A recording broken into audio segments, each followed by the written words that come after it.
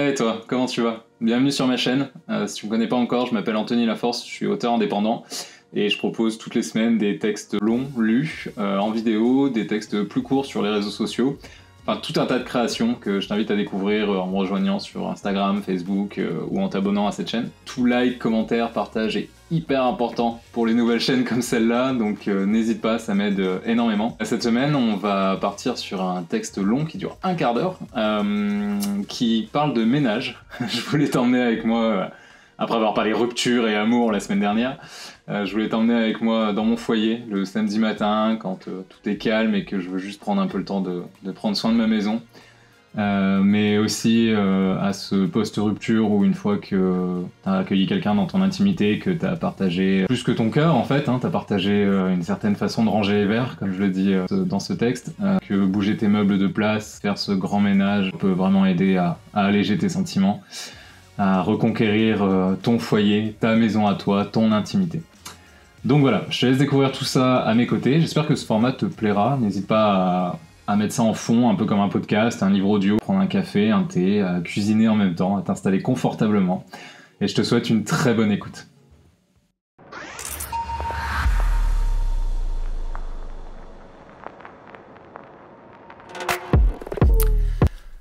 Je me lève tôt le week-end. Il est rare que j'arrive à dormir après 6h30. J'ai lu quelque part que c'était une forme d'anxiété, de ne pas réussir à se rendormir paisiblement, à se reposer. Peut-être. Mais quand je suis seul, il n'y a personne pour s'en inquiéter. Et cela reste parmi mes moments favoris, lorsque tout est calme et que je peux penser. Il est 5h45 quand j'ouvre les yeux ce samedi matin, après avoir éteint la lumière blafarde de mon téléphone, après avoir cherché du bout des doigts. Je descends doucement, dans le noir, l'escalier que je connais par cœur, et allume la première lumière de la journée. Celle au-dessus de la gazinière, qui éclaire à peine, pour ne réveiller ni trop les chiens, ni trop mon esprit. J'ai tout préparé la veille. 4 tasses d'eau pour 6 mesures de café. Je n'ai qu'à presser le bouton et attendre quelques instants. C'est une des attentions que je m'accorde à moi-même avec fidélité. Si jamais des rêves plus noirs sont venus perturber ma nuit, je sais que le matin, je me donnerai une petite tape sur l'épaule d'y avoir pensé. Plutôt que de me préparer au rituel installé de la semaine, sport, travail, manger, ne pas déprimer et on recommence, ce matin, je peux apprécier ma tasse de café quelques minutes de plus. Mon regard se porte tranquillement sur les différentes étagères de la cuisine, les pots de graines en vrac que je m'applique à remplir chaque semaine, les herbes aromatiques achetées au marché qui commencent à retomber, le tas de citrons à côté que mon père a récolté pour moi. Tout cela est joli, doux à observer. Quelques intrus perturbent ma balade. Je bois une dernière gorgée et me lève en étirant mon corps courbaturé. Je range des affaires ici et là. Papier, ordonnances, tasses dans l'évier, plusieurs jours de vie se sont accumulés. Plus je me réveille et plus je trouve mon rythme. Je commence à reprendre possession de mon espace, je deviens plus précis dans mes gestes, je démarre le ménage. Il n'y a que mes chiens qui vivent ici, dans cette petite maison de pierre, au fond de la cour, derrière la grille en fer. Eux, bien sûr, ne voient pas la différence. Ils préféreraient que je laisse un peu plus de poils dans le canapé qu'ils se sont attribués, là-haut sur la mezzanine. Cet ancien clic-clac dont je voulais me débarrasser, mais qu'ils ont élu comme domicile fixe. Il est juste à côté de mon bureau. C'est de là qu'ils peuvent le mieux me garder quand je passe des heures, le cou tordu, à écrire sur mon ordinateur. Le plus petit se mettra à aboyer quand j'allumerai l'aspirateur. Son ennemi juré. Le grand me regardera avec des yeux un peu inquiets. Il attendra que ça me passe, que je me défoule, pour apparaître et reprendre sa place habituelle, où que je sois, à mes pieds. Mes trêves de diversion. Même si, tu t'en doutes, je m'apprête à ne faire que cela. À quoi bon écrire sinon ? En passant de la cuisine au salon, j'emmène le reste de mon café que j'oublierai de boire et demande à mon enceinte de lancer la musique. Alexa, mets Spotify. Elle aussi est presque devenue une amie fidèle. Une fois mon pantalon relevé à mi-mollet, mes cheveux solidement attachés, je peux attaquer. Chaise, bibelot ou table à manger, je vais prendre le temps ce matin de tout passer en revue. Avec attention, je fixe mes objets un à un et au fur et à mesure que je les nettoie, une petite gratitude me remplit le cœur. Je les ai achetés, bien sûr. Mais surtout je les ai choisis, à une époque ou à une autre. J'ai toujours pris soin de ne pas meubler trop vite, de traiter chaque nouvel ustensile comme un invité qui rejoint ma famille. Ils constituent tous ensemble, réunis sous ce toit, ce qui fait un quotidien. Ils abritent déjà des souvenirs, des personnes passées par là. Je remets en place tendrement, m'assure du bon fonctionnement de ce petit univers qui n'est rien, mais représente tout pour moi. Ce n'est pas dans le stress, dans les courses et dans les to-do list qu'on prend trop le temps de regarder. C'est secondes, c'est minutes. réapprécier. En arrivant dans la chambre, alors qu'une perle de sueur brille déjà sur mon front, je revois chacun des livres que j'ai dévorés, ou à peine lus, ou n'ai simplement pas aimé. Enfant, c'était les contes et la mythologie. Adolescent, les romans osés. Puis sont venues les études, la Sorbonne et les grands penseurs. Je redécouvre à chaque pas avec plaisir un titre, une couverture qui me rappelle qui je suis, d'où je viens, me recrée une histoire, des racines. Tout ce que j'oublie trop vite lorsque quelqu'un entre brutalement dans ma vie. Les poussières terminées, je commence à vaporiser ici et là un parfum d'intérieur. Cette odeur fleurie que je vais finir par réussir à faire flotter un peu partout me réconfortera pendant quelques jours lorsque je passerai la porte. À l'époque, c'était la très forte Javel, quand j'entendais ma mère récurer la salle de bain pour nous offrir une nouvelle semaine. C'était le rituel du samedi, ça nous rythmait. Dans un autre temps, c'était l'odeur âcre du vinaigre que ma grand-mère déversait par litres dans sa grande maison de campagne, à l'abord du jardin en profonde Lorraine, où elle entretenait des framboisiers et faisait des confitures. Les souvenirs changent, mais l'acte reste toujours le même, un peu trop assumé par les femmes, un peu trop dénigré, que de faire le ménage. Une cuisine impeccable, quoi qu'il se passe. Le ciel aurait pu tomber dehors, on n'y aurait pas fait gaffe tant que la gazinière brillait. Ça me ramène un peu forcément à chaque fois. C'est souvent à elle que je pense quand je tire mon lit, quand je nettoie la cuisine de fond en comble, quand j'essaye de célébrer ce qu'elle m'a légué. C'est mon éloge funéraire à moi, ma pensée, chaque semaine, avec fidélité, pour ses mains usées. Et tu sais, je vois bien que là, si la vaisselle est rangée, c'est parce que mon cœur a réussi à se refermer. À chaque fois que l'un est parti, ou que je l'ai quitté, mon intérieur reflétait immédiatement ce qui se jouait au fond de mes pensées. Sombre, triste, désordonné. Des aliments à moitié consommés, traînant par-ci et là, des poils, de la crasse. Des rideaux à peine tirés, des draps sales. Comme une explosion vicieuse, je perdais l'être aimé, mais aussi une certaine façon de ranger les verres.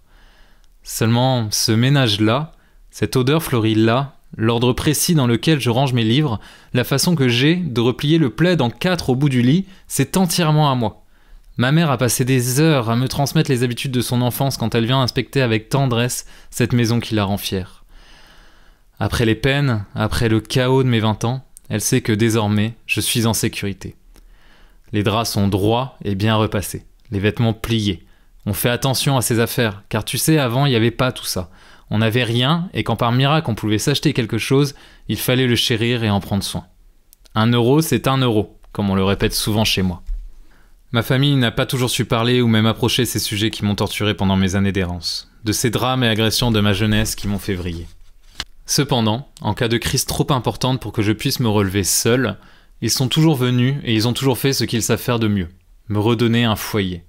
Appartement de 9 mètres carrés, 18 ou 50, à Paris ou à Perpignan, après telle ou telle rupture, déménagement en crise et rebelote, papa bricole, maman récure jusqu'au moindre recoin et me réoffre inlassablement, avec douceur et patience, ce qui souvent compte plus que les grandes idées. Si par malchance, je retombe désormais dans le vide, quel que soit le temps que cela me prend pour revenir à la vie, je sais que je finirai toujours par sentir le regard de ma grand-mère, un peu désapprobateur, surtout compatissant, venir se poser sur ma joue. Mais qu'est-ce que tu fais, mon petiot? Qu'est-ce que tu fais? Moi, je sais ce qui est vrai. J'ai survécu aux guerres, j'ai survécu à la faim. Y a rien qui était bien ouvert pour nous, tu sais. Mais toujours, on a repassé nos draps. Je me suis levé chaque matin. J'ai pris le balai, préparé le dîner, pour mon homme mineur et mes enfants mal fagotés. On était de la campagne, on était du lointain, mais jamais une once de saleté dans nos cuisines récurées. Alors, immanquablement, avec difficulté, je me lève, je rejette le drap humide qui me recouvre, j'allume une lumière et observe le chaos que j'ai laissé s'installer. Je sens alors une main ridée se poser sur mon épaule. On commence tout doucement, ensemble, à ranger. On va nettoyer ce bol, puis un second. Ça va se reconstruire, ça va venir. Ne t'inquiète pas, mon petiot, mon trésor, mon amour. Tu n'as jamais été seul et tu ne le seras jamais. On peut pas bien comprendre, nous, tu sais. On n'a pas été éduqués comme ça, à se perdre autant que toi. Ça nous trottait dans la tête, bien sûr, mais il fallait travailler. Par contre, on peut t'aider, à remettre un peu en ordre, à nettoyer. Les effluves du parfum qui retombent me réveillent. Je regarde ces premières pièces terminées, plutôt satisfait de moi. Il est temps de passer au sol. Il a plu pendant 4 jours. Alors que dans mon nord natal, ce n'est que banal. Depuis que je me suis réfugié dans le sud, c'est la première fois que je vois ça. Il y a des traces de pâtes partout. On va sortir la serpillière, se donner un nouveau départ. Regarder le doux soleil catalan dans les yeux. Il n'est pas encore brûlant, il n'a pas encore atteint son apogée. Quand l'été nous nous réfugions tous sous les platanes que la modernité n'a pas encore bétonné, en ce mois d'avril, nous pouvons simplement l'apprécier. Il enrobe toute la maison de douceur et de clarté. Je mouille lentement les dalles de droite à gauche, en traçant des lignes, sans me mouiller les pieds. Je regarde le carrelage rouge solidement posé dans toutes les pièces de la maison. Ces quelques mètres carrés, j'y suis passé 1000 fois cette semaine, après avoir lu ton message. C'est là que je me suis assis, essoufflé de ne pas comprendre. Là où je me suis surpris à voir une larme couler lorsqu'un souvenir un peu trop vivace de tes pas ici même m'a pris au détour de ces jours de peine que tu as laissés. Ces vagues d'émotions partent dans le seau sale et je m'allège un peu. Passer la serpillière est le dernier acte de ces quelques heures. C'est le moment où je vais partir promener les chiens dans les champs à côté en laissant la maison se reposer. Ils attendent déjà dans la petite cour fleurie. Depuis les années que je répète ce rituel avec passion, ils savent que quand le sol est entièrement mouillé, il ne faut plus se risquer en quête d'un os ou d'un panier. Alors que je pose le moche en bois contre la cheminée, je me dirige vers l'entrée sur la pointe des pieds. Ça y est. Tu n'habites plus ici. Tu n'es plus le bienvenu en mon lieu. La porte que tu as franchie, l'intimité que je t'ai donnée, je viens de la reconquérir. Un peu du moins. Je n'ai plus 20 ans. Je sais que ce sentiment de légèreté ne durera peut-être que quelques instants. Je le chéris d'autant plus. Tout ce que tu as sali de ton odeur de transpiration âcre, ton offense, ton départ précipité, ton silence, ton rejet, j'ai réussi à tout nettoyer. J'ai dû changer quelques meubles de place pour y arriver, modifier ma perspective pour ne plus sentir ta présence. Mais ma maison semble de nouveau apaisée. Alors que les chiens commencent à s'agiter derrière moi, je me rappelle. La touche finale. Je retraverse le sol mouillé en me tortillant pour ne pas laisser de traces et fouille dans le tiroir de ma cuisine. Je trouve les huiles essentielles que je collectionne depuis des années. Je m'empare d'un flacon et je répands avec attention un peu de son contenu sur les différents bouquets de fleurs séchées que j'ai placés ici et là. Une puissante odeur de lavande se dégage. C'est celle qui garde la porte d'entrée. Alors que je la traverse, je lève le nez vers le ciel bleu et m'arrête une seconde à côté du petit écriteau de bois chiné que j'ai fièrement accroché au mur. Voilà ce qu'il dit. « Visiteur, qui es-tu ? Si tu es un ami, du fond du cœur, sois le bienvenu.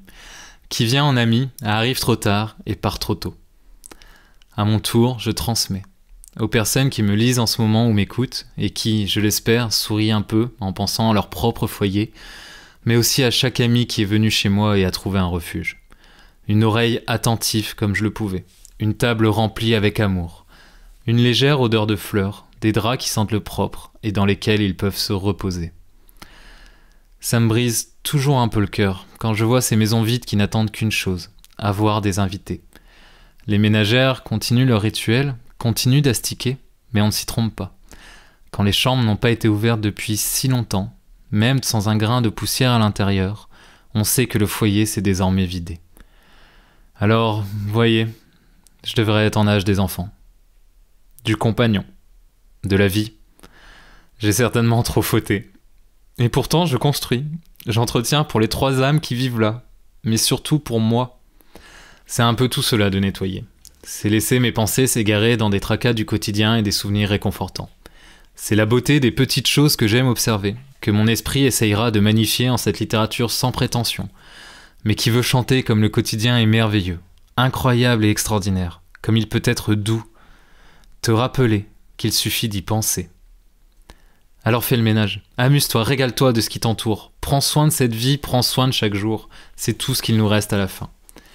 Dans tous les cas, si j'ai réussi à t'emmener ne serait-ce qu'un peu avec moi, je peux sereinement refermer la porte et aller promener mes chiens.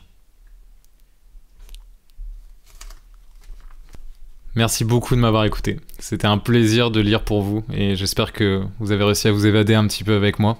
Je suis encore en train de me reformer au conte et à la lecture que je pratiquais quand j'étais plus jeune. Mais j'y mets vraiment beaucoup de cœur et je suis très heureux de pouvoir faire ça. Il y a un site internet qui est en train d'arriver où vous pourrez retrouver très rapidement tous les formats longs des textes pour m'éviter de les couper sur les réseaux sociaux et ce genre de choses. Il y a des vidéos courtes qui arrivent sur notamment Instagram, Facebook.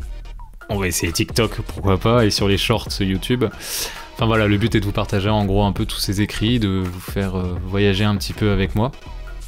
Et si vous appréciez mon travail, n'hésitez pas à vous rendre sur Tipeee et à pourquoi pas faire un petit don, ça m'aide énormément pour ce lancement de projet, à payer les abonnements, à payer les pubs sur les réseaux sociaux, enfin voilà, tout ce qui permet de me faire un peu connaître et de partager avec vous.